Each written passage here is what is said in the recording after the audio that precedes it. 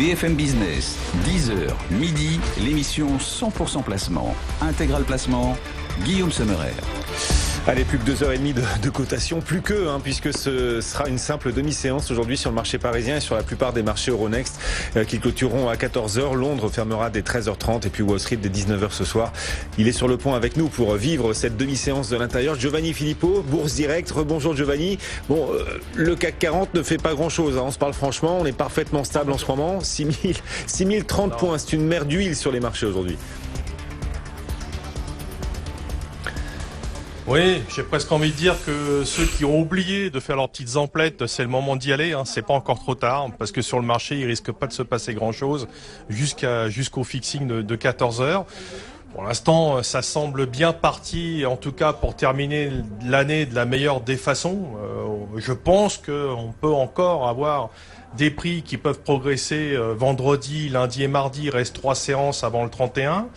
N'oubliez pas que la clôture de l'exercice fiscal, c'est le 27 décembre, pour ceux qui veulent faire des arbitrages fiscaux. Ça, c'est important aussi. À partir du 28, on basculera sur 2020. Voilà, ça c'est pour le côté technique fiscal. Pour le reste, voilà, on travaille toujours des thèmes. Il y a toujours quelque chose à faire depuis cet automne, même encore récemment. Vous voyez ce matin au niveau du palmarès des large caps, on retrouve les valeurs du secteur pétrolier, on retrouve un peu la construction aussi avec Cola.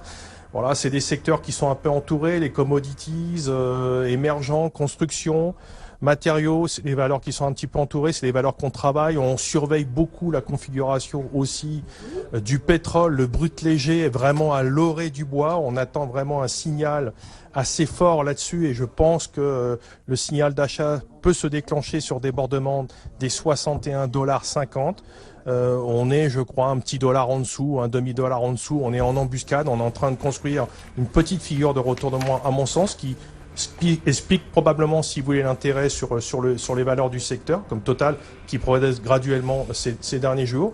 Voilà, il y aura de quoi faire. Après, pour 2020, je pense que les thèmes seront toujours les mêmes, les tensions également. On aura toujours ce front commercial. Ce front également entre les banques centrales et la macro, voilà. Donc les marchés ne pourront, je dirais, que continuer à progresser si sur le front commercial l'entente est à peu près joviale. Il va y avoir une année d'élection, donc des rebondissements probablement. Quelqu'un qui a un caractère assez particulier comme Donald Trump, à mon avis, il y aura des rebondissements, de la volatilité dans les marchés comme on en a connu en 2009.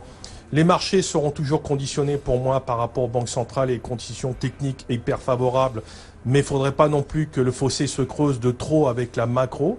Maintenant, si la macro venait à s'améliorer, on a probablement connu un point bas avec la macro, que l'économie se redresserait un tout petit peu. Il faudra aussi faire attention, comme je vous l'avais évoqué ces derniers temps, un réajustement des actifs risqués par rapport aux taux, puisqu'on voit que les taux se maintiennent ces derniers temps. Ils n'accélèrent pas, c'est plutôt une bonne chose, mais ils peuvent éventuellement accélérer. Si on a une amélioration, on peut l'espérer, parce que s'il y a une détente sur le front commercial, l'activité pourrait connaître un peu plus de vigueur. Et s'il y a un peu plus de vigueur dans l'activité, il devrait y avoir un peu plus de détente du côté des banques centrales, un statu quo des banques centrales, voire moins accommodante, et donc forcément, par mécanique, si vous voulez, une remontée des taux. Ça, c'est des phénomènes qu'on va surveiller pour 2020.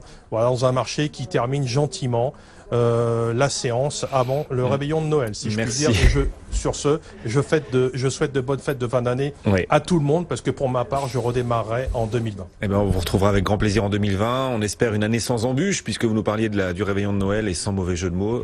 Pour l'instant, c'est sans embûches sur ce CAC 40. Giovanni, on est stable à 6030 points. Merci de nous avoir accompagnés ce matin encore en ce 24 décembre dans l'actualité.